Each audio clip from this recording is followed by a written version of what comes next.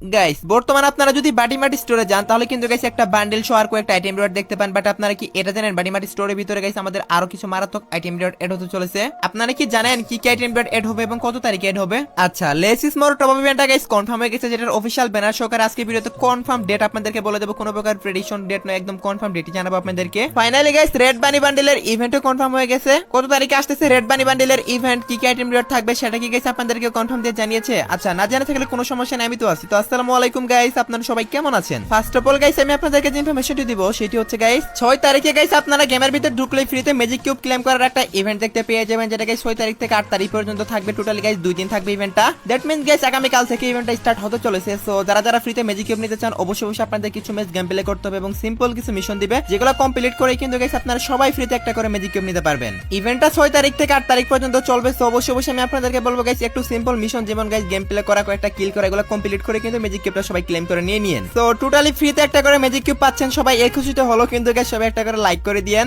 Okay guys, এর জন্য আজকে আমার এই সমস্যা হলো। তুমি জানো বাসায় আমার বিয়ে দেওয়ার জন্য কত জোর করছিল, কিন্তু আমি আব্বুকে মানা করছি যে আব্বু আগে আমি নিজে কিছু একটা করব তারপরে বিয়ে করব।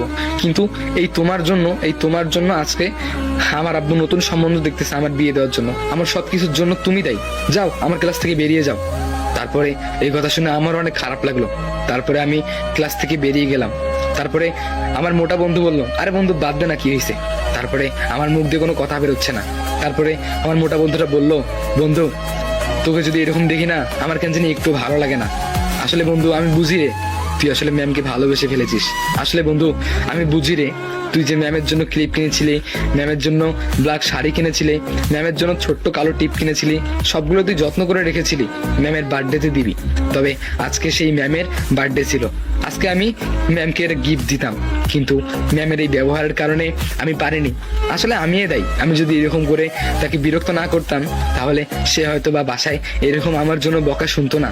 যাই হোক, তারপরে আমি সিদ্ধান্ত নিলাম ওই কোচিংয়ে আমি আর পড়বো না, আর ম্যামকেও আমি আর ডিস্টার্ব করবো না। তবে তার পরের দিন ম্যাম কোচিংয়ে আসে আর আমার মোটা বন্ধুটাও কোচিংয়ে যায়, তবে আমি যাইনি। তবে সেদিন আমার মোটা বন্ধুটা কোচিং থেকে এসে বলে, জানিস আজকে ম্যাম কাকে যেন খুব খুঁজছিল, তবে প্রকাশ করতেছিল না।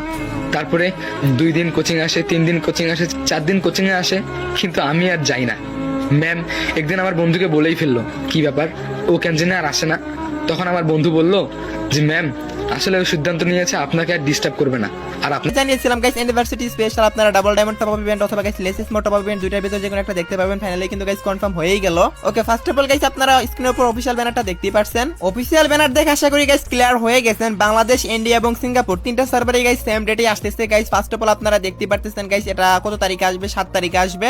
সো 7 তারিখে কিন্তু গাইস 100% নয় 1000% কনফার্ম থাকতে পারেন গাইস আপনারা লেসেস মোর টপ আপ ইভেন্টটা আসতেছে, বিকজ অফিশিয়াল ভাবে গাইস অ্যানাউন্স করা হয়েছে। আর মাত্র একদিনই আছে, আগামী কালকেই তো 6 তারিখ, সেই ক্ষেত্রে কিন্তু গাইস মাত্র একদিন পরে আপনারা দেখতে পাচ্ছেন। সো এটা কিভাবে কমপ্লিট করবেন, কোথা থেকে নেবেন, সবকিছু গাইস ডিটেইলসে একটা ভিডিও পেয়ে যাবেন আমার চ্যানেলে। যেদিন আসবে ওই দিন ঠিক রাতেই পেয়ে যাবেন। তারপরেও একবার বলে দিচ্ছি গাইস এটা কিভাবে কাজ, সেটা কেটে দিয়ে তোমার সঙ্গে দিয়ে দিবে।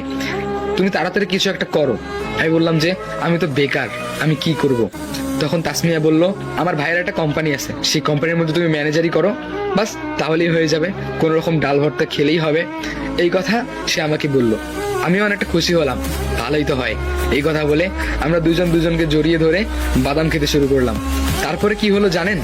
এটা হলো তৃতীয় পার্ট। আসলে গল্পটা আপনাদেরকে খুলে বলতে হচ্ছে, তাই একটু লেট হচ্ছে। সো এখন বলেন নেক্সট পার্ট দিব